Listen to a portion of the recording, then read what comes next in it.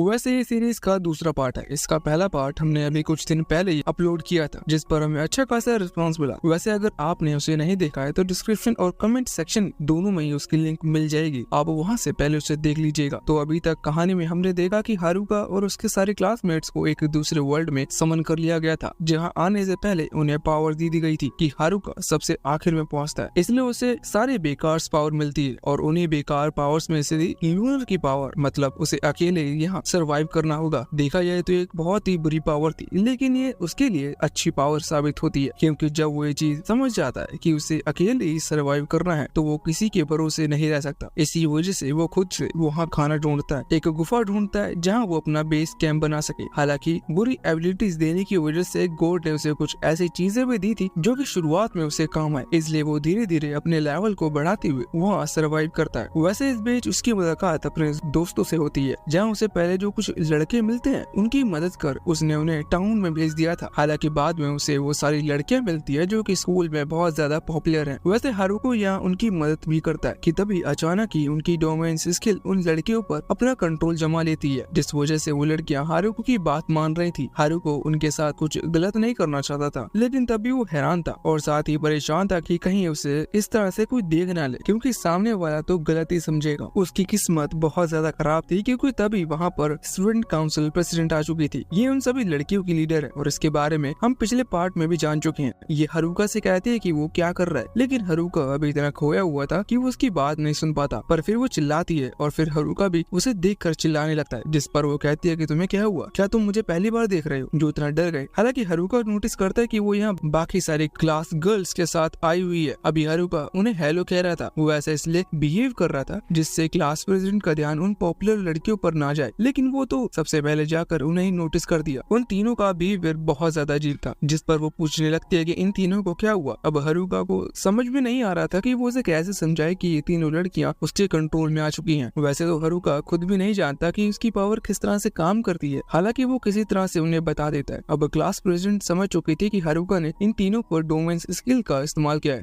जिस पर हारुका हाँ करता है, लेकिन वो बताता है कि ऐसा उसने खुद ने जानबूझकर नहीं किया, ये सब कुछ अपने आप ही हो गया। लेकिन क्लास प्रेसिडेंट और साथ ही बाकी लड़कियों को हारुका पर बिल्कुल भी भरोसा नहीं था, और वैसे भी उन्हें भरोसा क्यों हो। आप खुद एक बार अपने आप को उस जगह पर रख कर सोचो। वो तो हारुका को इस चीज से कोई फर्क नहीं पड़ रहा था, वो जो सोचना चाहे वो सोच सकता है। हारुका खुद वहाँ से जाने लगता है, लेकिन तभी क्लास की सारी लड़कियां उसे रोक लेती हैं, जिसके बाद यहाँ क्लास प्रेसिडेंट सीधा उन तीनों पॉपुलर लड़की में से एक, जिसका नाम शिमा जाकी है, उसके पास जाकर उसे पकड़ लेती है और कहती है कि जागो। जिसके बाद उसे स्पेल का असर ना जाने कैसे खत्म हो चुका था। हारुका को पहले पता होता तो वो ऑलरेडी ऐसा कर चुका होता। वैसे क्लास प्रेसिडेंट फैसला करते हैं कि वो शिमा जाकू से पूछेंगे कि क्या हुआ था। हालांकि हारुका को इस चीज से कोई फर्क नहीं पड़ता, इसलिए वो दबे पाँव वहाँ से फिर से भागने की कोशिश करता है, लेकिन तभी क्लास प्रेसिडेंट कहने लगती है कि अपनी जगह से एक कदम भी मत हिलना। जिसके बाद हारुका वहीं बैठ गया था और बाकी सारी लड़कियां एक तरफ जाकर शांति से शिमा जाकी और बाकी उन दोनों से पूछने लगी थी कि यहाँ क्या चल रहा था। वैसे यहाँ पर हारुका उनकी बात तो सुन नहीं पा रहा था, इसलिए वो सोचता है कि क्यों ना मैं अपनी मैजिक से ही प्रैक्टिस कर लूं। वैसे इस दौरान अर्थ मैजिक की प्रैक्टिस कर रहा था,